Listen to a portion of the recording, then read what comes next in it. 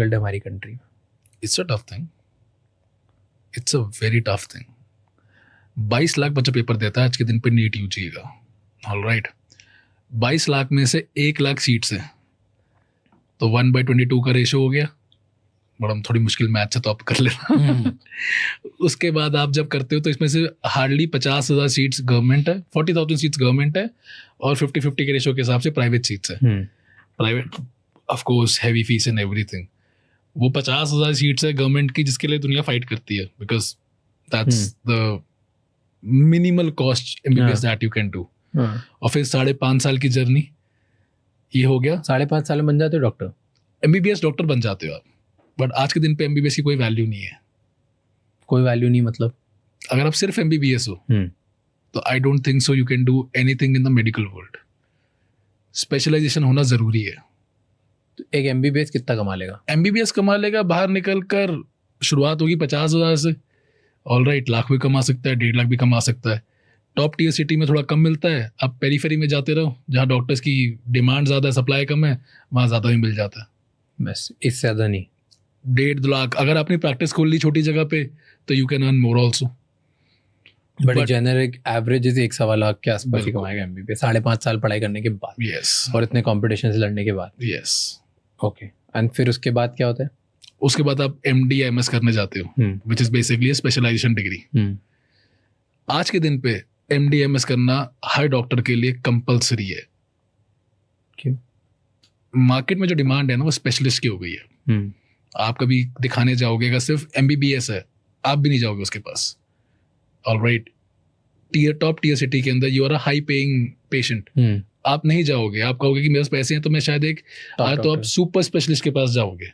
पेट की दिक्कत है तो आप गैस्ट्रो के पास जाओगे. सो यानी एमबीबीएस तो कोई वैल्यू नहीं रहेगी. एमडी तो मिनिमम चाहिए. एमडी के बाद निकलकर ये 3 साल की एमडी एमएस होती है, डीएनबी होती है. उसके बाद आप निकलते हो तो आपकी जो जॉब लगती है अगेन 70-80 हज़ार शुरू होती है. 8-8.5 साल बाद. 8.5 साल बाद. ये हाल है, सच्चा हाल बता रहा हूँ मैं आपके अपने देश का. और कितने लोग एग्जाम देते हैं और कितने बन पाते हैं? तो लगभग 2 लाख बच्चे एग्जाम देते हैं हर साल. ये पीजी का एग्जाम बता रहा हूँ मैं आपको. और लगभग 40,000 अच्छी सीट्स है हमारे पास. नो वेट, पहले तो आपने बोला यूजी में कितने बच्चे एग्जाम? 22 लाख बच्चे. उसमें से 1 लाख ही 1 लाख बच्चे बनते हैं. तो पहले तो वो खत्म हुआ. फिर उन 1 लाख में से कितने बच्चे इधर आएंगे जो पीजी कर पाएंगे? तो पीजी का एग्जाम जब होता है तो बेसिकली 1 लाख बच्चे तो ये हो गए, साथ में पिछले साल के ड्रॉप ऑन्स होते हैं. तो कुल मिला के 2 लाख बच्चे पेपर दे रहे होते हैं. वो 2 लाख बच्चे पेपर देते हैं 40,000 सीट्स के लिए. तो ये जो 40,000 लोग हैं ये डॉक्टर्स बनते हैं एमडीएमएस. ये एमडीएमएस ये 70-80 हज़ार रुपये महीना कमाते हैं. बिल्कुल. तो 8.5-9 साल बाद 70-80 हज़ार रुपये महीना कमाना, इज इट वर्थ इट? अगर आपको आज के दिन पे डॉक्टर बनना है ना, तो आपको सिर्फ एक सद्भावना के साथ डॉक्टर बनना है कि मुझे पेशेंट्स का इलाज करना है. डॉक्टर्स की जो जेन्युइन में कमाई शुरू होती है वो होती है 10 साल बाद. Because we are like fine wine. हम जितने बूढ़े होते जाते हैं ना, उतना ज़्यादा लोग रिस्पेक्ट करते हैं, उतना ज़्यादा लोग ट्रस्ट करते हैं आपको. बट शुरुआत ये हाल है आज के दिन पे. एंड इसमें से फेक डॉक्टर्स कितने हैं? फेक डॉक्टर्स ऐसा मतलब जिनको फर्जी में डिग्री मिल गई, या फर्जी में जिन्होंने सीट खरीद के कुछ कर लिया, ऑल ऑफ दैट. यार, सीट खरीदना इज बेसिकली नॉट अ फर्जी डॉक्टर. आप प्राइवेट में पैसे दे के सीट ले सकते हो. It's a generic market trend. जिन फर्जी डॉक्टर्स की बात कर रहे हो वो है जिन्होंने पेपर में गड़बड़ करी. ऑलराइट, जिन्होंने बेसिकली किसी एक्स्ट्रा टेरिटोरियल रूट से जाके सीट उठा ली. I don't think so it will be more than 0.1%. Quacks जो वर्ड टर्म आ गया है. अच्छा, क्वैक्स की बात कर रहे हो तो क्वैक्स आजकल क्या है कि जितने भी डॉक्टर्स के यहाँ कंपाउंडर्स होते हैं ना, तो डॉक्टर के पास बेसिकली 80% तो सेम मरीज ही आ रहा होता है. ठीक है सर, गला खराब है, छाती में दर्द है, ये हो गया, यहाँ दर्द हो रहा है. कंपाउंडर सीख जाते हैं और वो जाके अपने गांव में जाके डॉक्टर बन जाते हैं. मतलब मेरे पापा के कितने कंपाउंडर थे जो वापस गए और उनका आता था कि जी हम तो डॉक्टर बन गए यहाँ पे 4 चीजें दे देंगे. तो ये तो चल रहा है. इसमें तो सरकार को ही कुछ बढ़िया रूल बनाना पड़ेगा जिससे रोक सके. Otherwise it's a skill. The whole medical world is a skill. If you learn the complete art of patient management, you go back and you start doing that thing. कोई बड़ा कुछ आ गया तो कुछ बहाना करके कहीं और भेज दिया। हाँ कि बड़े शहर बड़े डॉक्टर के पास जाओ, हाँ शहर चले जाओ, और गलत ट्रीटमेंट चले गया इसमें तो। होता है। ओके, एंड देन वो मेडिकल सीट वाला जो था, ये सेट की सीट्स बिकती है ना, हर किसी को पता है। सीट्स बिकना वर्ड गलत है आई थिंक। सीट्स बिकती नहीं है। बेसिकली सरकार ने अब ये तरीका बना दिया है कि आज के दिन पे अगर आपने नीट पीजी क्रैक कर लिया तो नीट पीजी क्रैक करने का फर्स्ट क्राइटेरिया 50 परसेंटाइल आपकी कट ऑफ होनी चाहिए। 50 परसेंटाइल कट ऑफ जब आपकी हो जाती है तो आप अप्लाई कर सकते हो गवर्नमेंट और प्राइवेट दोनों के अंदर। प्राइवेट में अगर आपको सीट लेनी है तो you have to follow their own norms हो गए उनकी। आपकी हैवी फीस होती है, आपको फीस देनी होती है, and you can take that. जो गलत चीज़ मैं जो कहना चाह रहा हूँ वो ये है कि जो लोग एक्स्ट्रा टेरिटोरियल तरीके से जाके डोनेशन दे के सीट उठा लेते हैं, वो चीज़ गलत है।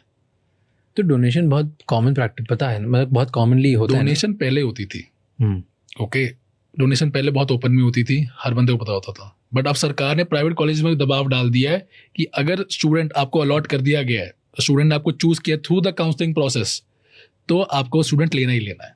उसकी सीट दे नहीं सकते किसी को। यस, बट कॉलेजेस एक मैनेजमेंट कोटा नाम से सीट्स ब्लॉक कर लेते हैं ना कोई, कि वो कर सकते हैं तो उसमें भेज देंगे फिर डोनेशन। उसमें वो भेज देते हैं, बट उसके अंदर वो डोनेशन भी लेते हैं जो कि अगेन वाइट में होती है, it's not a black donation, और प्लस हैवी फीस होती है।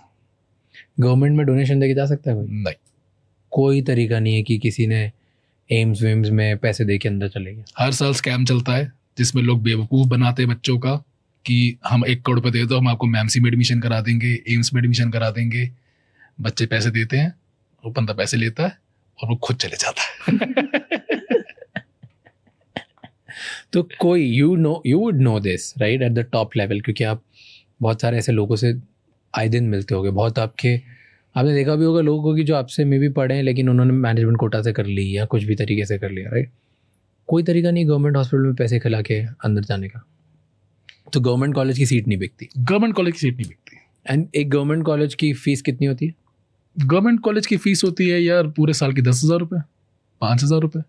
AIIMS type colleges, AIIMS type की तो ऑलमोस्ट नेग्लिजिबल होती है। ओके, हर गवर्नमेंट कॉलेज की थोड़ी ऊपर नीचे होती है, बट ऑलमोस्ट नेग्लिजिबल होती है। बस रहने खाने का खर्चा लगता है, बाकी तो टेक्निकली फ्री, तो इसलिए वो वहाँ पर सीट्स नहीं बिकेंगी, वहाँ सीट्स नहीं बिकेंगी। और दूसरी बात है, क्योंकि इंडस्ट्री बहुत छोटी है, तो अगर आज के दिन पे 34 बच्चे फॉर एग्जांपल शुरुआत के 20 बच्चे जाएंगे एम्स, तो लोग जानते होते हैं उन 20 बच्चों को। You can't come out of nowhere and get a seat ऐसे, ठीक है? कोचिंग वालों को पता होता है आपस में सब कुछ है, तो वो तरीका से थोड़ा सेफ रहते हैं। एंड सेकेंड है कि अगर आपने पैसे खिलाए भी हैं तो यानी आपको एक बहुत बड़ा रूट चाहिए। पहले तो आपका पेपर ऐसा सबमिट हो कि आपकी रैंक नंबर इतने अच्छा है कि आपकी रैंक इतनी अच्छी है कि आपको एम्स मिले। सो सिर्फ मैंने लोगों के मुंह से रूमर सुनी है, मैंने लोगों के मुंह से सुना है कि ऐसा होता है, बट मैंने आज तक किसी को नहीं देखा करते हुए। और जितने लोगों ने पैसा लगाया है उन्होंने कटवाया सिर्फ अपना। एंड टॉप प्राइवेट कॉलेजेस कौन से होंगे इंडिया में, 3-4 जिनकी बहुत रिस्पेक्ट है? I think Manipal is one of the best, great culture, great teaching staff, academics बहुत अच्छे हैं, एंड बेसिकली डॉक्टर्स अच्छे बन के निकलते हैं। यस, या मेडिकल कॉलेज, आपको पता है गवर्नमेंट कॉलेज को अच्छा क्यों माना जाता है? Because a medical college is basically judged by the number of people who are coming in as a patient. अब मेडिसिन जो है, पूरा जो सब्जेक्ट है, you can't learn through academics, you have to learn through a patient. आप पढ़ तो लोगे कि ये साइन होता है, ये सिम्टम होता है, ये डिजीज होती है, लेकिन जब तक आप उसको देखोगे नहीं तो एंड में तो आप थ्योरेटिकली सीख रहे हो, प्रैक्टिकली तभी जब आप उसको देख पाओगे कि अच्छा ये साइन ऐसे समझते हैं इसको। तो गवर्नमेंट कॉलेज आर ऑलवेज जज द बेस्ट बिकॉज वहाँ पे सारा लोकल आसपास का गाँव का क्राउड आता है, and you get to see variety of diseases, that is why they considered the best. तो प्राइवेट कॉलेज में मणिपाल के पास बहुत पेशेंट है, जिसकी वजह से उनके पास मतलब जो भी जाता है, they have good fees and everything. Infrastructure उनका बहुत अच्छा है, they have like a huge gym, 3 floor का जिम बना रखा है उन्होंने, तो मजेदार कॉलेज है। Second Subharti is good in Meerut, alright, Sharda is good, तो ऐसे करके बाकी सारे कॉलेजेस आते हैं। बॉम्बे में DY Patil is very good, and ये सारे प्राइवेट हो गए, सारे प्राइवेट हो। इन सब में डोनेशन और मैनेजमेंट कोटा एंड सीट्स बिकती है? बिल्कुल, मैनेजमेंट कोटा है। एंड नॉर्मल फीस कितनी होगी इनकी? यूपी सरकार ने तो कैप लगा रखा है, तो यूपी सरकार ने 13 लाख रुपए कैप लगा रखा है, तो जितने भी यूपी के प्राइवेट कॉलेजेस है वो 13 से 14 लाख रुपए के अंदर ही सीट देंगे अपनी पर ईयर की. This is the fees that they have to give. Hostel and everything is extra. तो इनमें मैनेजमेंट कोटा में पैसे कैसे कमाएंगे? तो हमारी सरकार ने क्या कर रखा है, यूपी वालों ने कैप लगा रखा है 13 लाख रुपए. महाराष्ट्र में कैप नहीं है. They are charging 40 to 50 lakh rupees in a year per seat legally. Yes, that's a fees per year and you have to pay into 3 because it's a 3-year course. And Karnataka, Tamil Nadu, they are charging up to 80 to 90 lakh rupees in a year. क्यों?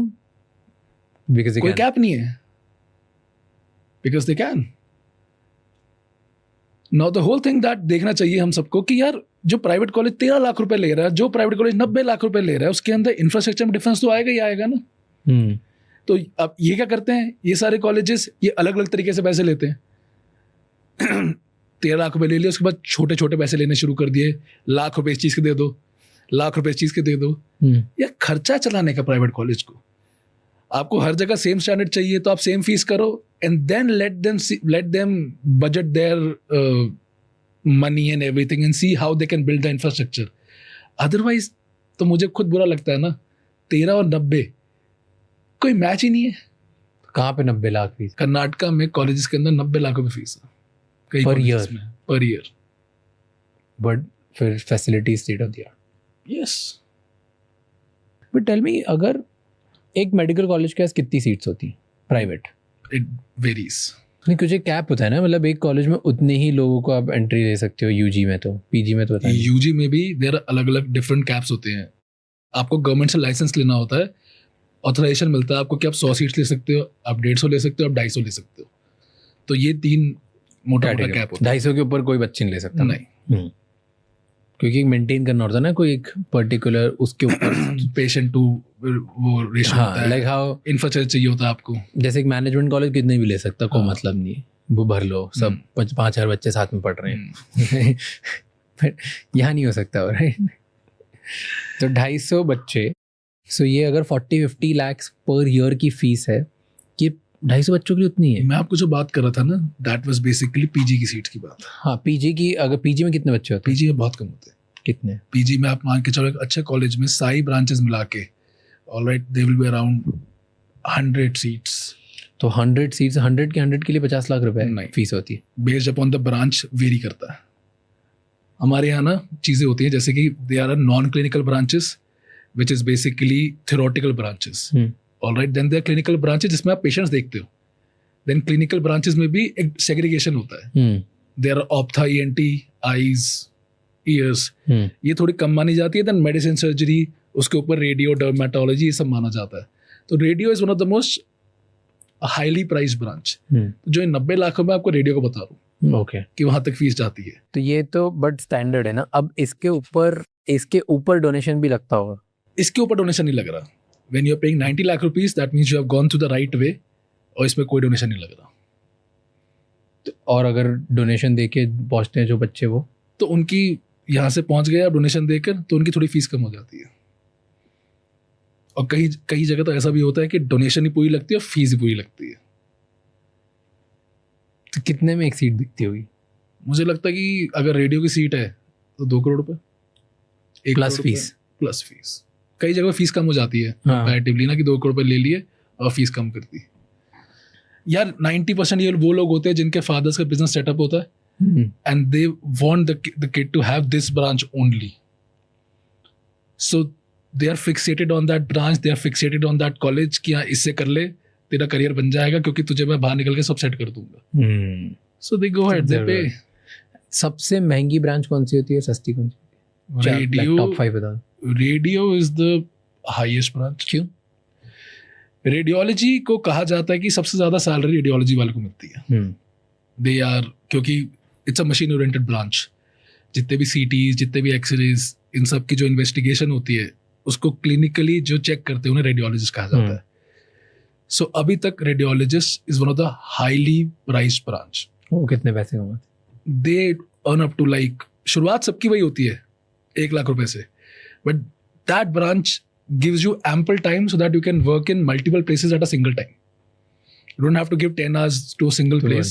Yeah. आप tele radiology कर सकते हो, alright, आप एक multiple clinics, multiple lab के साथ जुड़ सकते हो, तो आपके पास एक करेंसी ऑफ टाइम भी रहता है और फिर मल्टीपल एवेन्यूज भी रहते हैं, तो आप आराम से with in next 5 years 10 lakh रुपए महीना कमा सकते हो. That's radio. That's radio. तो मतलब 5 साल 6 साल बाद हाँ, फीस तो बाहर आई जाएगी तब तक. that's the game. That's the game. Okay, so that, and then radio के बाद second. Dermatology. क्यों? So dermats right now have it has become a commercial branch. People are ready to pay Anything to do. anything. बाल लगवाने भाई best होने चाहिए, मैं कोई पैसा देने को तैयार हूँ. तो अगर आप एक टॉप टियर सिटी के अंदर अपनी बढ़िया डर्मेट प्रैक्टिस चला रहे हो, तो आपके पास वहां के तो आएंगे ही आएंगे, आपके पास आसपास की सेकंड टियर सिटीज के लोग उठकर आएंगे. True. So and you are and every procedure that you are doing is almost above 50,000 rupees. Yeah. तो ये कोई प्राइवेट प्रैक्टिस 500 रुपये लगे में रह ही नहीं गया. True. ये है मोटा पर टिकट साइज, तो आप बहुत अच्छा पैसा कमाते हो इसके अंदर. But again this has become a commercial branch. You have to think more like a businessman rather than a doctor. कि इन्वेस्टमेंट मेरी इतनी है, हाँ. तो मैं इतना निकालूंगा इतने टाइम बाद. So that's second. Third highest. Third, I would say, is the evergreen branches, which are medicine, surgery, and obs gynae. You're telling me कि सर्जरी जो करते हैं उनसे ज्यादा डर्मेट्स कमा रहे हैं. जी, क्योंकि अभी तक आप सिर्फ सर्जरी पे हो. अब सर्जरी की प्रॉब्लम क्या हो गई है सर्जरी और मेडिसिन की, that if you are not into super specialization it's a problem. आज के दिन पे करंट कंडीशन को देखते हुए जितने भी मैं अच्छे लोगों को जानता हूँ ना, वो यही कहते हैं कि super specialization is a must.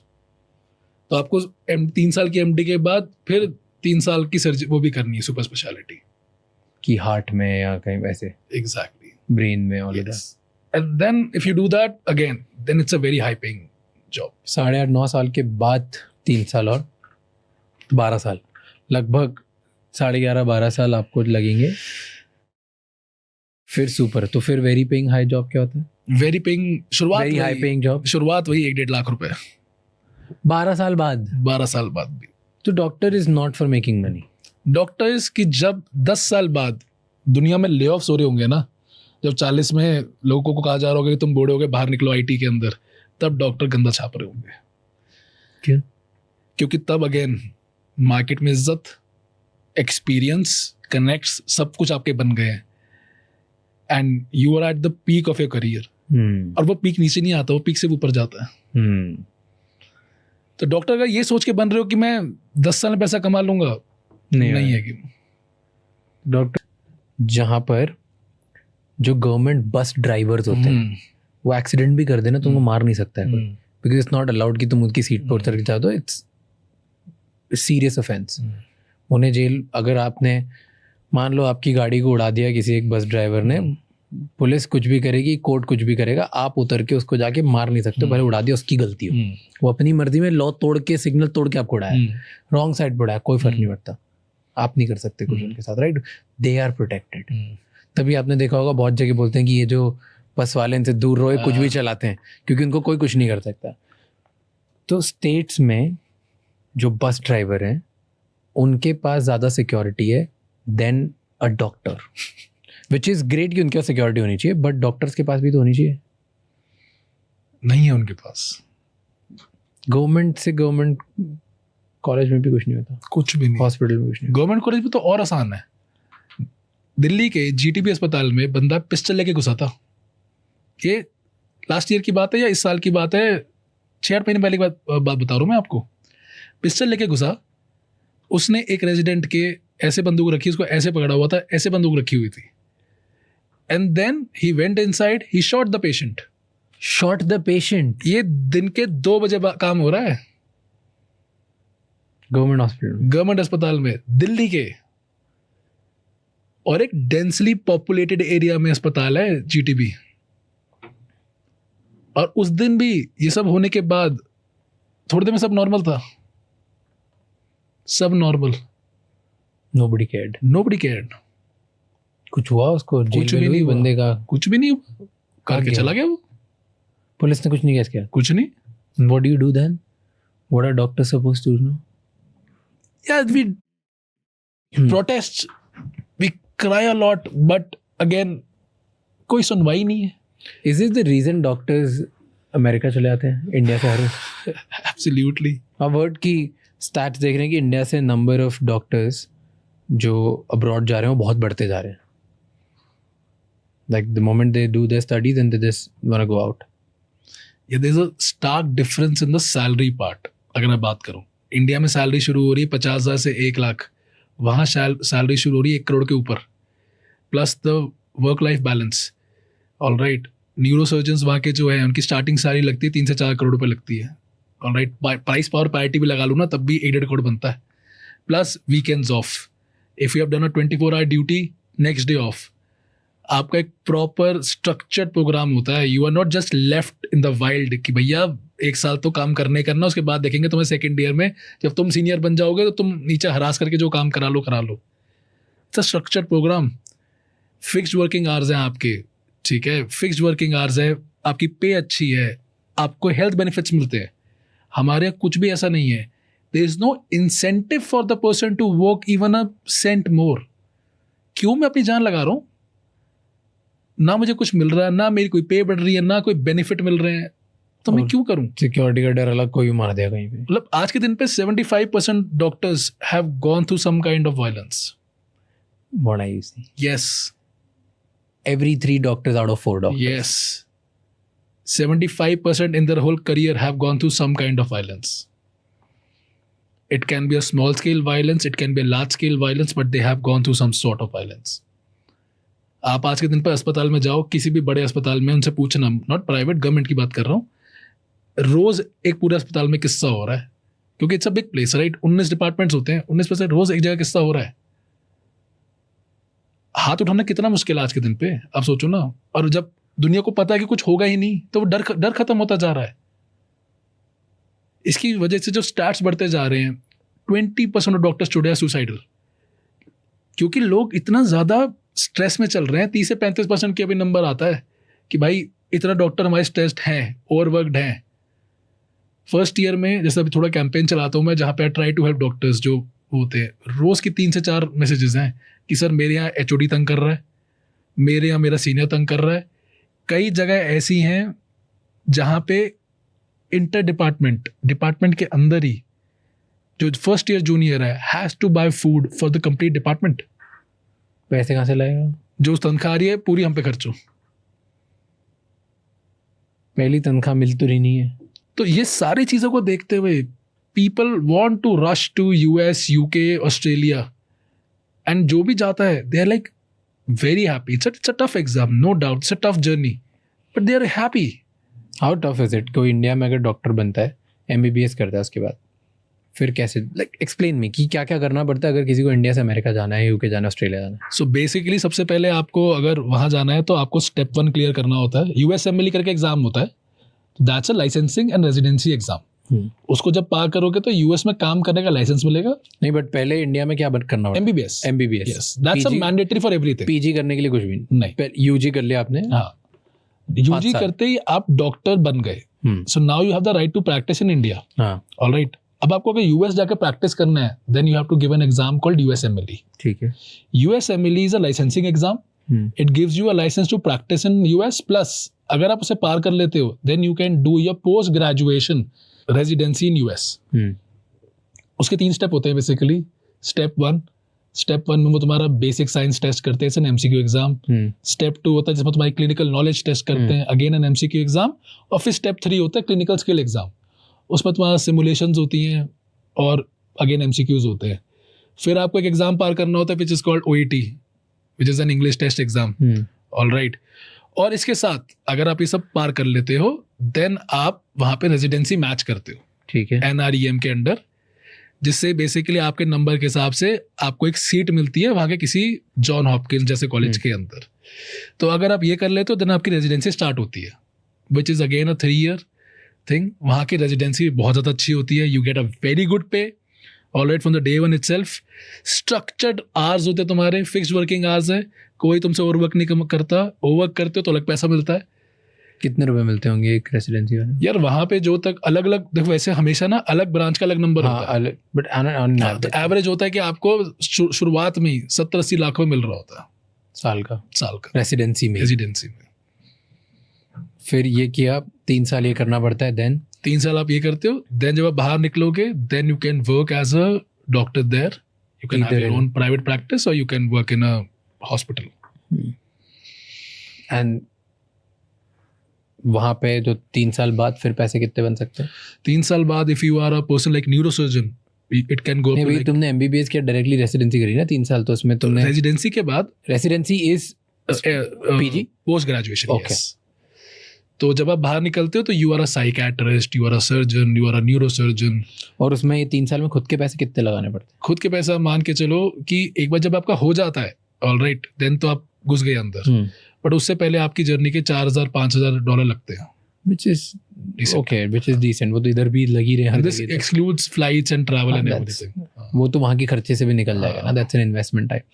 तो और पहुँचना कितना डिफिकल्ट है, क्या हर कोई पहुँच सकता है? नहीं, it's a tough examination, NEET PG is tough और this is tough? This is tough. This tougher?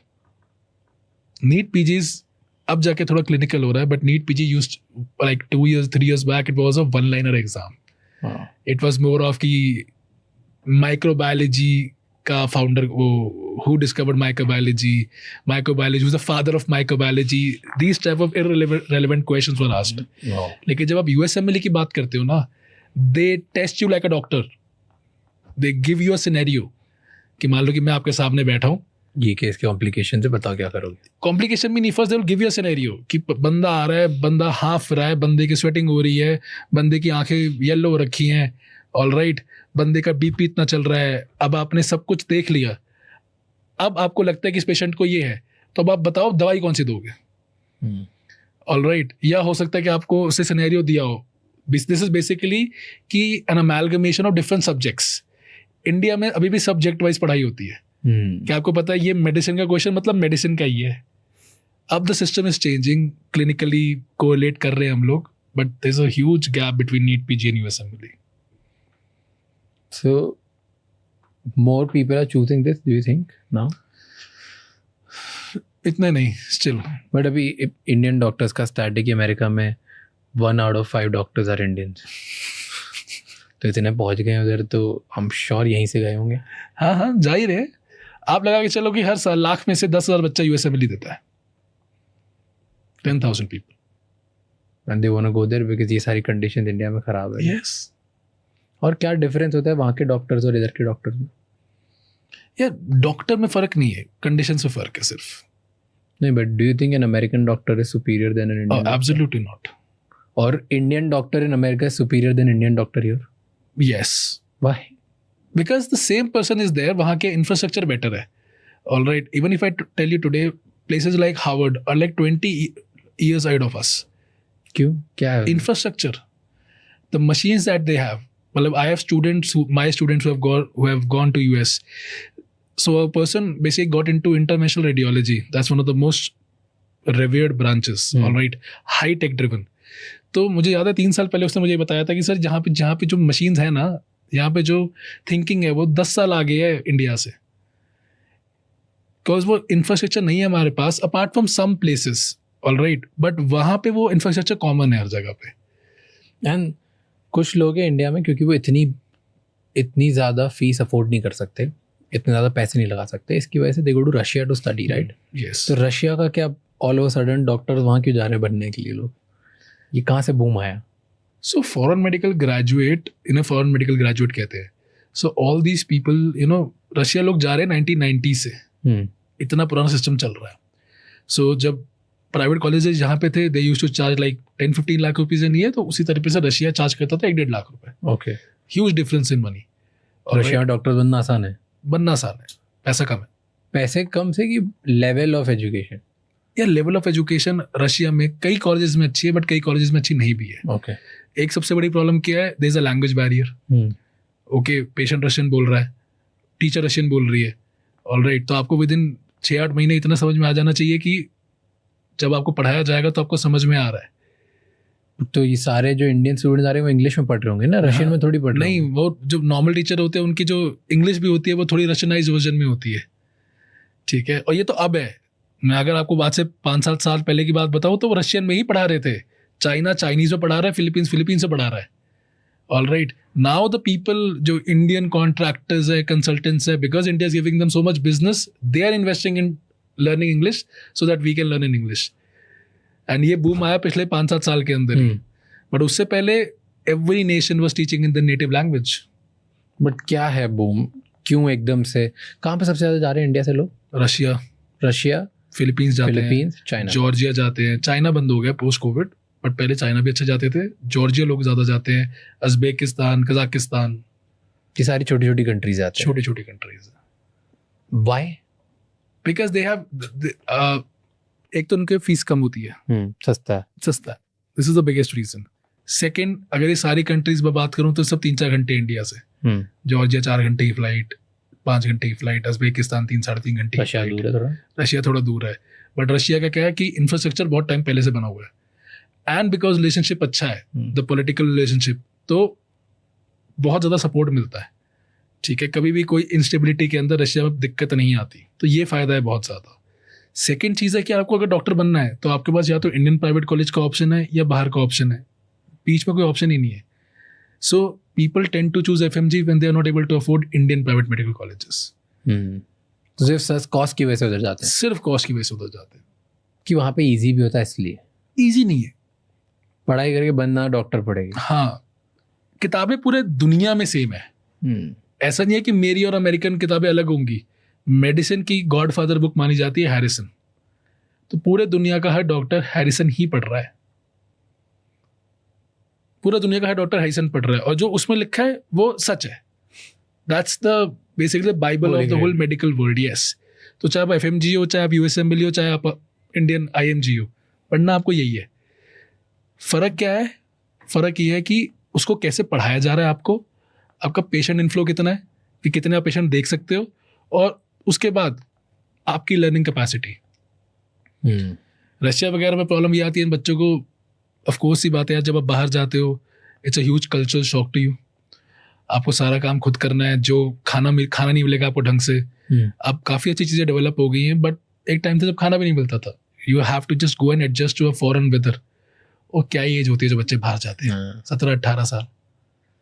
You have to go budget everything, live in a foreign land, harsh weather, extreme harsh weather. तो journey tough रहती है. फिर वापस आओ, पहले FMG का exam दो. क्या होता है?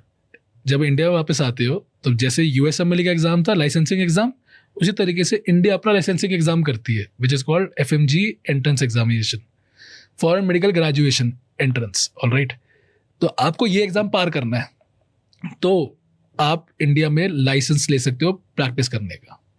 तो जो बच्चे रशिया से पढ़ के आते हैं, या चाइना से पढ़ के आते हैं, या फिलीपीन से पढ़ के आते हैं, उनको क्या दिक्कतें फेस करनी पड़ती है इंडिया में? तो पहले तो FMG का एग्जाम दो, जिसका पास रेट है मात्र 20 से 25%. क्यों? 75% बच्चे फेल हो जाते हैं. 75% बच्चे फेल हो जाते हैं. वाई? पढ़ के तो सेम चीज़ है. एग्जाम इस तरीके से बना रखा है कि दैट उसका सक्सेस रेट इतने सालों में 20-25% से ऊपर जा ही नहीं रहा है. क्यों बना रखा है ऐसा? क्या करते हैं यार? बहुत जगह क्या दिक्कत है, बहुत जगह ये दिक्कत है कि जो कॉलेजेस खुले हुए हैं, हमारी NMC द्वारा रिकॉग्नाइज कॉलेजेस हैं, बट जीरो इंफ्रास्ट्रक्चर.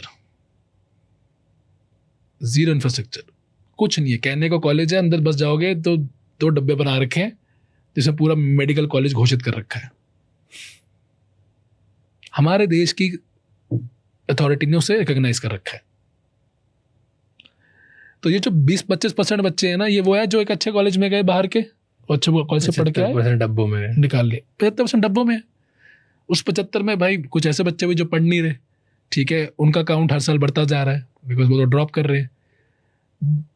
बट हमारे यहाँ प्रॉब्लम वही है कि एक कॉमन मैन ये देख के कि NMC ने इसको क्रेडिट कर रखा है, NBE ने बता रखा है कि कॉलेज ठीक है, उसके बाद वो जाके एडमिशन लेता, बाद में पता चलता है कि डब्बा कॉलेज है. nowhere in medical education, nowhere in NEET PG. UG कर सकते हो, NEET UG कर सकते हैं, तो कर लोगे वो तो. कर ही लोगे, उसमें क्या है. ब्रांड बना रहे हो अपनी, अट्रैक्ट कर रहे हो, तो करोगे ना. मतलब उम्मीद तो है. I am a part of this company called dopa. It's a Kerala based company. Linguistic teaching कराते हैं वहाँ पे हम लोग. सो उसमें आई हैव इन्वेस्टेड, तो I see a strong founder presence in that team. मुझे लगता है कि वो अच्छा कर सकती है।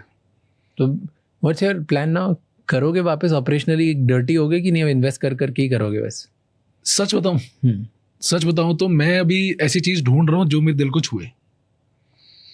मुझे लगता है कि अब मुझे प्रोडक्ट से प्यार करना है वापस से, कि अगर उससे प्यार हो गया ना, और and I believe in a great power of manifestation, कि मुझे अब अगली यूनिकॉर्न कंपनी बनानी है, तो बस प्रोडक्ट से प्यार होना चाहिए। अगर हो गया, I think I will do that.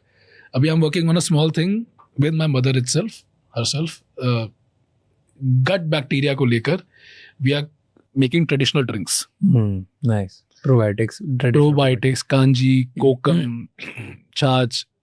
Basically the way सारी जो जनता है हमारी कोक पी रही है ना, तो बीच में मुझे थोड़ी गट प्रॉब्लम हुई तो मम्मी ने कांजी पिलाई एंड सॉल्ट, तो मैंने कहा क्यों ना हम इसी को आगे लेकर जाएं एक बार, फर्मेंटेड ड्रिंक बनाओ। एग्जैक्टली, फर्मेंटेड भी है, मतलब छाछ भी हो गया, कोकम हो गया, देन बारूश का जूस आता है, ऑलराइट। ये सारी जो हमारे जैसे कोने कोने की ट्रेडिशनल ड्रिंक्स है ना, उसको लाके बनाया जाए। तो जैसे याकुल्ट उन्होंने बनाई जापान में, अमेरिका ने ACV बना दिया, आप अपना इधर लोकल बना दो। इंटरेस्टिंग। प्रोटीन के लिए sattu is very good, alright, but health drinks, yes, traditional health drinks. But well, thank you so much. It was lovely talking to you. Same here. Pleasure that you came here. बहुत मजा आया। Absolutely. Reality बताई country की बहुत सारी चीज़ों पे, which is harsh, and little bit of here and there. You talked about a lot of things. So thank you so much. Thank you so much. It was lovely meeting you, bhai. Pleasure, sir. कहाँ सबसे exciting जगह घूमे? I think the best ever trip I had was New Zealand. Adventure and calm at the same time. Absolutely.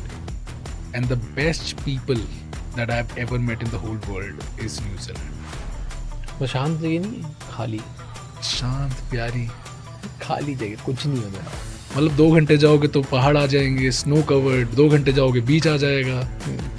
एक घर से दूसरे घर में जाना है, मॉर्निंग वॉक हो जाता है। दूर दूर रहते हैं लोग। थैंक यू सो मच ये एपिसोड एंड तक देखने के लिए। अब आपको 3 चीज़ें करनी है। सबसे पहले इस चैनल को सब्सक्राइब कर लो, क्योंकि जितना आप सब्सक्राइब करोगे उतने ही बेहतर और वैल्यूएबल गेस्ट हम ला पाएंगे आपके लिए। नंबर 2, मुझे कमेंट्स में बताओ इस एपिसोड में आपको क्या अच्छा लगा और क्या गंदा लगा, ताकि हम वो मिस्टेक्स रिपीट ना कर पाए।